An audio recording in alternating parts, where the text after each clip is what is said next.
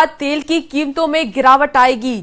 इस वक्त की आपको ये बड़ी खबर बता रहे हैं कि हॉर्मूज खुलने के बाद तेल की कीमतों में गिरावट आई है और कच्चे तेल की कीमतों में 11% की गिरावट दर्ज की गई है। आपको बता दें कि क्रूड की कीमत में 10.42 डॉलर की गिरावट दर्ज की गई और क्रूड ऑयल की कीमत 88.97 प्रति बैरल हो चुकी है। कीमत में 10.7% की बड़ी गिरावट दर्ज की गई।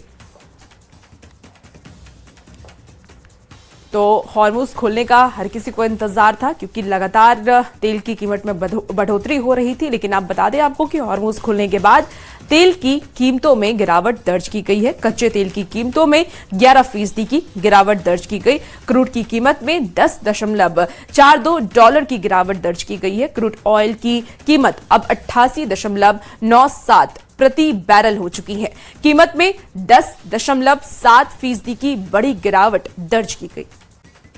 के यूरेनियम को खरीद सकता है अमेरिका, ऐसा अमेरिका का कहना है। अब कैश के बदले यूरेनियम डील पर विचार कर रहा है अमेरिका। आपको बता रहे कि एनरिच यूरेनियम को 20 अरब डॉलर में खरीदने पर विचार कर रहा है अमेरिका। यूरेनियम पर दोनों देशों के बीच अब डील फंसी हुई है, तो अमेरिका की तरफ से कई बड़े दावे किए जा रहे हैं। अमेरिका यह भी दावा कर रहा है कि ईरान के यूरेनियम को खरीद सकता है अमेरिका।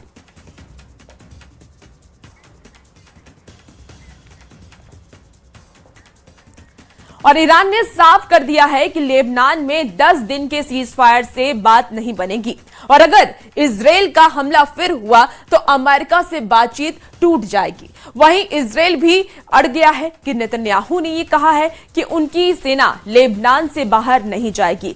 यही वजह है कि अब 10 दिन क्या 10 घंटे में सीज फायर टिकना भी अब मुश्किल लग रहा है।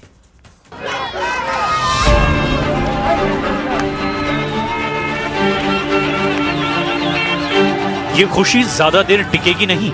लेबनान में इस जश्न का शोर बहुत जल्दी बम के धमाके खत्म कर देंगे। सीज फायर की मस्ती को मातम में बदलने वाला इशारा हो चुका है। सीज फायर टूटेगा फिर डबल फायर होगा। इसकी पहली गारंटी देने वाली वही ताकत है जिनके बीच सीज फायर हुआ है और जिनके कहने पर सीज फायर हुआ है। सीज फायर में पार्टी हैं इजराइल और लेबनान, यानी लेबनान की सरकार।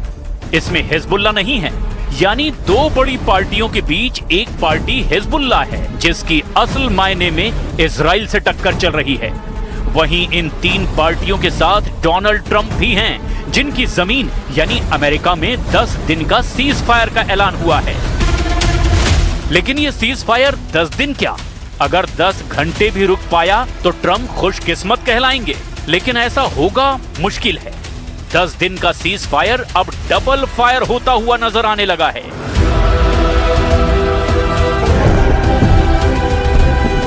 Anti tank missile, drone attack, tank से रौंदने वाली तस्वीरें और लगातार रॉकेट लॉन्चर वाले हमले। दक्षिण लेबनान के युद्ध को रोकने के लिए ट्रंप ने जिन बातों पर जोर दिया उसमें साफ साफ विरोधाभास नजर आ रहा है।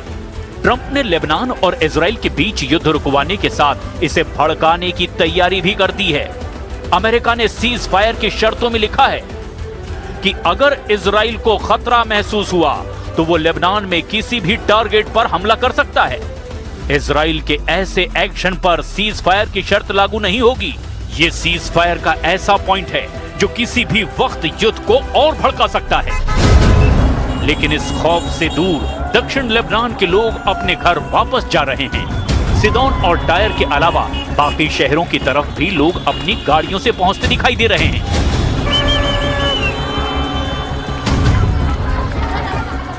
جنوب ما بينور الا باهله والله يرحم كل شهيد اللي خلينا نرجع। इजराइल ने पहले भी सीज फायर के दौरान हिजबुल्लाह के टारगेट पर एयर स्ट्राइक की है और वो लेबनान में अपने ऐसे ऑपरेशन जारी रखेगा। इसे लेकर नेतन्याहू ट्रंप के काबू में आने वाले नहीं हैं। इस बात से हिजबुल्लाह भी बहुत अच्छी तरह वाकिफ है। कुल मिलाकर लेबनान में क्या होने जा रहा है इसे बहुत आसान से जुबान में समझ लीजिए। सीज फायर में नेतन्याहू की डिमांड, हिजबुल्लाह सरेंडर करे हथियार। हिजबुल्लाह की मांग, लेबनान की जमीन छोड़े इजराइल। नतीजा ये है, हिजबुल्लाह हथियार छोड़ेगा नहीं और इजराइल लेबनान से हटेगा नहीं। इसका मतलब बिल्कुल साफ है कि लेबनान में ट्रंप का सीज फायर टिकेगा नहीं और ये युद्ध फिर से भड़काने वाली डील तैयार हो चुकी है।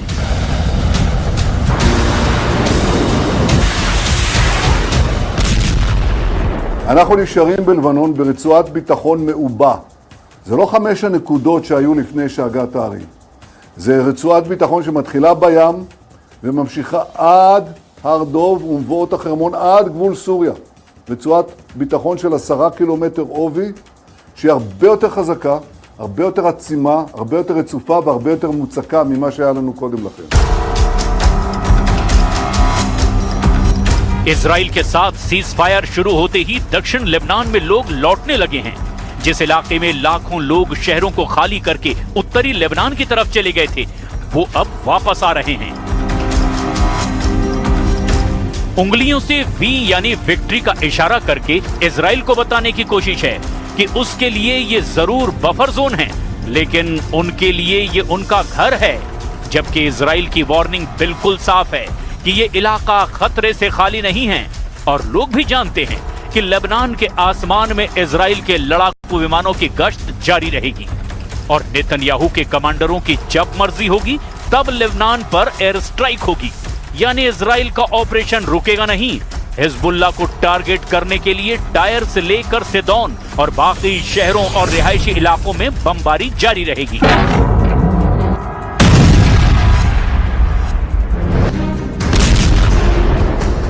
ईरान पूरी तरह युद्ध रोकने की डिमांड कर रहा है, लेकिन नेतन्याहू हिजबुल्लाह को पूरी तरह खत्म करने की कसम खा चुके हैं और इसके लिए उनकी फौज दक्षिण लेबनान में मौजूद रहेगी। उसे वापस बैरक में लौटने का ऑर्डर नहीं दिया जाएगा। ये बात एक बार फिर बेन्यामिन नेतन्याहू ने बिल्कुल साफ कर दी है।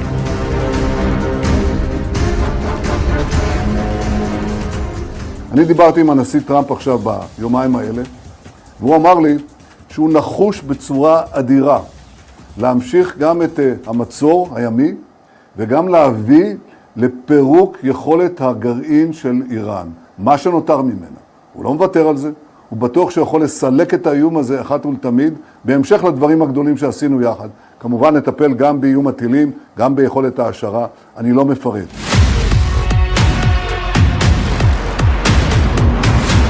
नेतन्याहू ने लेबनान की जंग को ईरान युद्ध से अलग करने की कोशिश जरूर की, लेकिन ईरान के प्रेशर में ट्रंप को यहां भी सीज फायर कराना पड़ा है।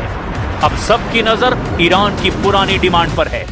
ईरान चाहता है कि लेबनान का युद्ध हमेशा के लिए रुके, इजराइल की फौज लेबनान से बाहर निकल जाए, तभी ट्रंप के साथ मेज पर अब आमने सामने बैठने की गुंजाइश बनेगी।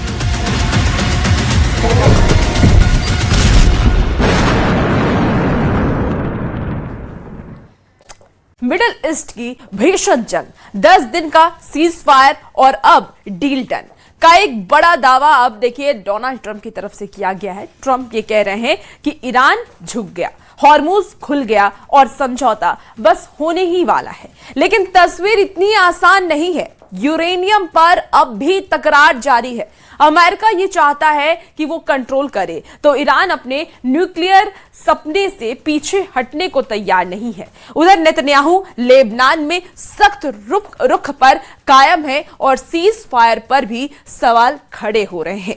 तो क्या इस्लामाबाद में डील फाइनल होगी या ये सिर्फ जंग के बीच का ब्रेक है? क्या डील डन सच है या फिर दुनिया एक और बड़े धमाके के मुहाने पर है? देखिए, शांति वार्ता से पहले ट्रंप की इजराइल को चेतावनी है। ऐसे में डील नहीं हुई तो युद्ध विराम आगे नहीं बढ़ेगा, ऐसा डोनाल्ड ट्रंप का कहना है। दुर्भाग्य से ईरान पर फिर बम गिरेंगे और ऐसा ट्रंप ने कहा है। आपको बता दें कि ट्रंप की तरफ से तमाम बड़े बड़े बयान दिए गए हैं। हॉर्मुज स्ट्रेट पर नाकेबंदी जारी रहेगी, यह भी डोनाल्ड ट्रंप की तरफ से कहा गया है। You don't have a deal by Wednesday when the ceasefire ends. Will you extend the ceasefire or will you start attacks again? Maybe I won't extend it. Okay. But the blockade is going to remain. But maybe I won't extend it. So you have a blockade, and unfortunately we'll have to start dropping bombs again. देखिए, America, Israel और Iran के बीच जंग जारी है। Cease fire के अगर 10 दिनों को छोड़ दें तो बाकी के 40 दिन दुनिया की महाशक्ति अमेरिका, इजराइल ने ईरान में बम बारूद की बारिश की और बदले में ईरान ने भी करारा पलटवार किया। पहले भीषण जंग और अब डील डन।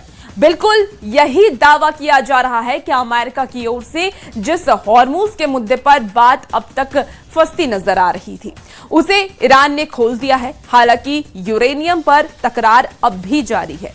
ट्रंप ताल ठोककर ये कह रहे हैं कि ईरान से हार्नेस्ड यूरेनियम लेकर रहेंगे, जबकि ईरान ये कह रहा है कि परमाणु शक्ति बनने के सपने को इतनी आसानी से नहीं टूटने देंगे। लिहाजा ये बड़ा सवाल है कि इस्लामाबाद में होने वाली बैठक क्या फिर से फेल हो जाएगी या फिर राउंड 2 की बातचीत में बात बनेगी। देखिए, ईरान यूरेनियम सौंपने के लिए राजी है, ऐसा डोनाल्ड ट्रंप ने कहा है। न्यूक्लियर ईस्ट डस्ट देने के लिए सहमत है। डोनाल्ड ट्रंप की तरफ से बड़े बड़े वादे दावे किए जा रहे हैं। हालांकि कई चेतावनी भी डोनाल्ड ट्रंप की तरफ से ईरान को दी जा रही है। अमेरिका ईरान से यूरेनियम निकालेगा, ऐसा डोनाल्ड ट्रंप ने कहा है। यूरेनियम देश से बाहर नहीं जाएगा। तो ईरान की तरफ से यह कहना है कि यूरेनियम देश से बाहर नहीं जाने वाला है। और साथ साथ ईरान ने और कई बड़े दावे भी किए हैं। न्यूक्लियर प्रोग्राम ईरान के लिए अहम है, ऐसा ईरान की तरफ से कहा गया है। Say we'll get all nuclear dust. You know what the nuclear dust is? That was that white powdery substance created by our B-2 bombers, those great B-2 bombers, late one evening 7 months ago. No money will exchange hands in any way, shape, or form. Iran, with the help of the USA, has removed or is removing all of the sea mines. And most importantly, it never agreed, and you'll understand, they will never have a nuclear weapon. देखिए, Hormuz भले ही Iran ने खोल दिया है, लेकिन इसके पीछे भी एक बड़ा खेल बताया जा रहा है। ईरान ने हॉर्मूज खोल करके एक तरह से अमेरिका के उस दबाव को कम करने की कोशिश की है जिसके तहत वो ईरान के यूरेनियम को हड़पना चाहता है। आने वाले कुछ घंटों में यह देखना दिलचस्प होने वाला है कि क्या ईरान हॉर्मूज की तरह अमेरिका की यूरेनियम वाली शर्त मानता है या फिर नहीं मानता है। अगर नहीं मानेगा तो यह तय है कि यूरेनियम इस सीज फायर को तुड़वा देगा और 22 अप्रैल से जंग का एक नया दौर फिर से शुरू हो सकता है। ये रिपोर्ट आपको दिखाते हैं।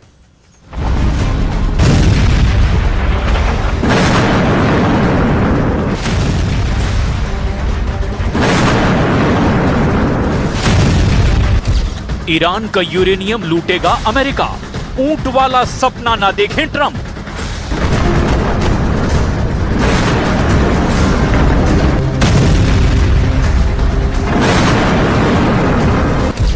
बाईस अप्रैल 2026 से पहले अगर अमेरिका को ईरान का यूरेनियम नहीं मिल पाया तो यकीन मानिए ईरान पर हमला करने के लिए अभी से ही अमेरिका के 75 मिलिट्री विमान, भारी हथियार, मिसाइल और गोला बारूद लेकर पश्चिम एशिया पहुंच चुके हैं। दावा तो यहां तक किया जा रहा है कि ट्रंप को पूरा यकीन है कि ईरान 22 अप्रैल से पहले ही अमेरिका को या तो पूरा यूरेनियम दे देगा या फिर यूरेनियम देने के लिए अमेरिका से समझौता कर लेगा।